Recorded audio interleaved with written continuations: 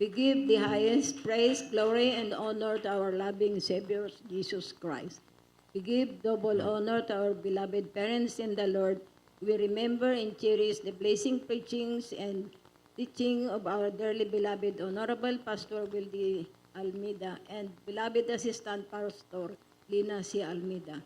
Greetings to the beloved Almeida family, preachers, workers, beloved brethren, visitors, and webcast viewer. All the glory and honor belongs to our Jesus Christ. Amen. Amen. Praise the Lord.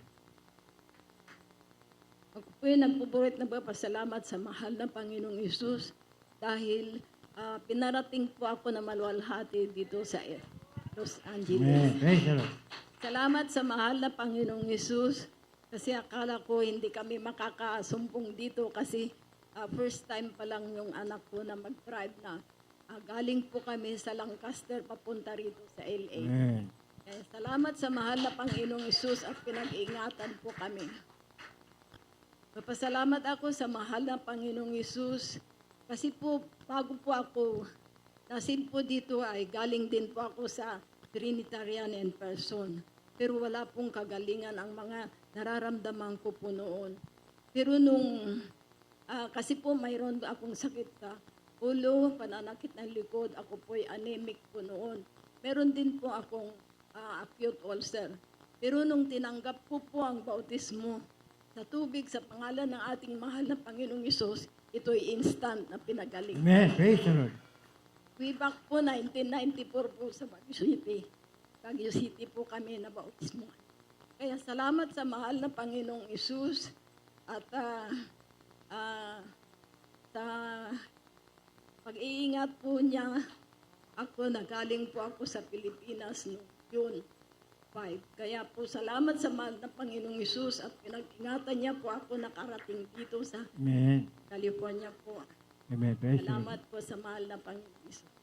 Nagpapasalamat din ako sa mahal na Panginoong Isus kasi mga anak ko po ay talagang pinagpala din po sila kasi po Amen.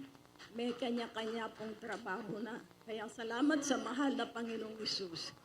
At nagpapasalamat din ako sa mga apo ko kasi minsan po na viral infection po sila pero gumaling na rin po silang dalawa. Kaya salamat po sa mahal na Panginoong Isus. Nagpapasalamat ako sa mahal na Panginoong Isus dahil sa mga kamag-anak natin o mga pamilya natin sa Pilipinas ay pinag-iingatan din po sila. Amen. Salamat sa Amen. mahal na Panginoon Isus. Kahit po malayo kami sa mga loved ones at sa mga kaibigan ay talagang pinag-iingatan din ang mahal na Panginoong Isus. Amen. Nagpapasalamat ako sa mahal na Panginoong Isus sa lahat ng binibigay niya sa amin na pagpapalang physical, material, higit sa spiritual na pagpapala.